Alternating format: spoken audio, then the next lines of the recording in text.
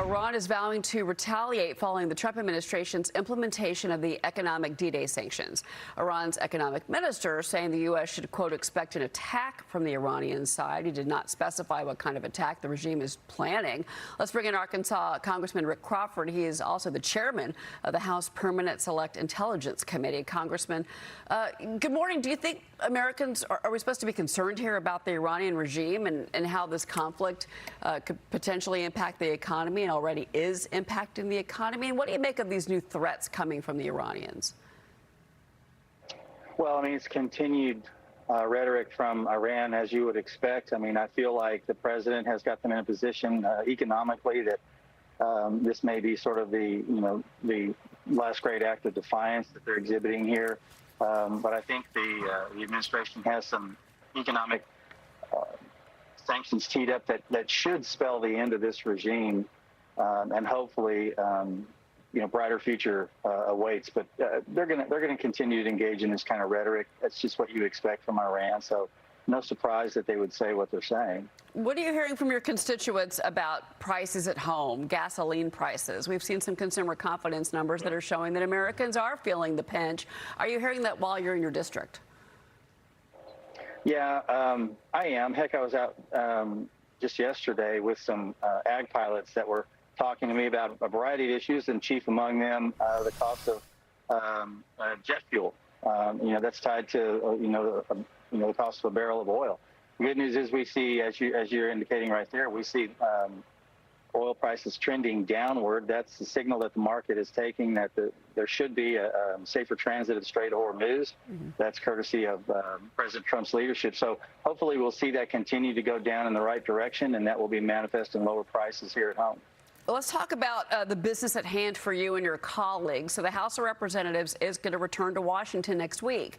You're going to have 16 legislative days to pass the president's agenda before the midterm. So you're going to be in from August 31st to October 1st.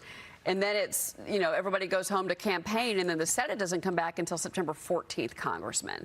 So what do you think can actually be accomplished? We had Congressman Muser on with us last hour, and he said we've got to get the CR done, we've got to get budget reconciliation, and of course, you've got the Save America Act, and a lot of other things that are on the docket. What's most important to you right now? Yeah, all of those things, I think Dan's right on that. All those things that we do need to get done, but that we have gotten done in the House. We're just sort of waiting on the Senate now, and that's sort of the posture that we are in right now, and that is sort of waiting for the Senate to send us the signal that they're going to take action on X, Y, or Z. We don't know yet. Hopefully they'll do that quickly, and we can get to work for the American people. But we're ready on the House side. We're ready to go. How are you feeling about the midterms right now? Because, the president had some wins last night. His endorsement getting Darlene Graham, helping her secure her seat for the Senate race in the midterms for November. And then in Oklahoma, former State Senator Mike Mazzei, the president endorsed him, and that was a win for the president. So how important do you think it is for President Trump to get out there, start messaging? He's not on the ticket. We know this in November, but you've got to get the base out there. You've got to get people to vote, the Republicans to come out in full force. How do you do that? Well, nobody can mobilize the electorate like President Trump. There's no question about that. And even though he's not on the ticket, he kind of is. And why that matters is because what he knows and what we all know is he doesn't want to spend the last 2 years of his administration, the capstone on what's been a stellar political career. He doesn't want to spend that last 2 years being impeached again. He knows that. We know that. We're working hard. I'm bullish on the odds of retaining the majority. It's important. It's important for the American people because this is a clear choice between crazy and common sense. And I think common sense will win. The American people will see that, and that's what's going to happen. Well, with your work on agriculture, I want to ask you about this. The president is defending his pause on beef tariffs as the country is facing a cattle shortage. This allows up to 300,000 metric tons of ground beef to be imported over the next 90 days. Now, the administration also opened up part of our southern border with Mexico to allow cattle to enter the U.S., Congressman. So from the work that you do on your committee, how is this going to impact American ranchers? Because some, in particular from the Cattle Association, the lobbying group, they were upset with the president. They say that this should be American ranchers first. Your thoughts?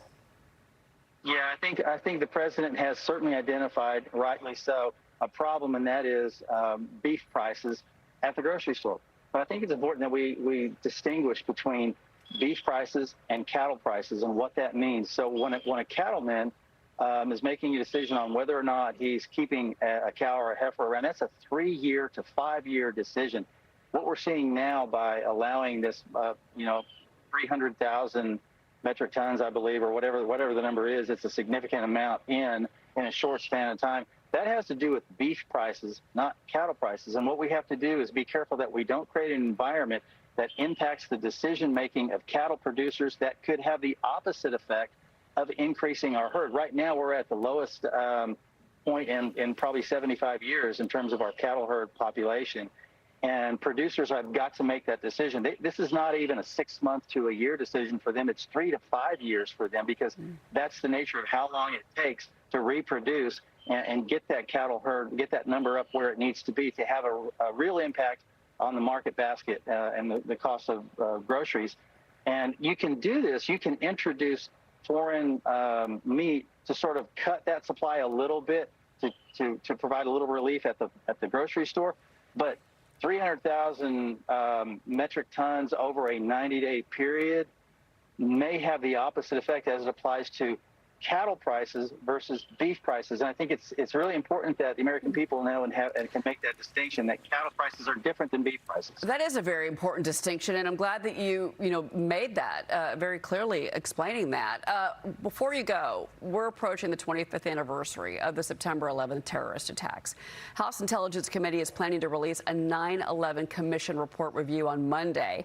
At the Shanksville Memorial, the committee has spent the past year reviewing the 9/11 Commission's recommendations to examine how the threat landscape has changed in the last 25 years, and also if the intelligence community is equipped to counter threats to the United States. We're in a very, the global situation is difficult right now and somewhat scary.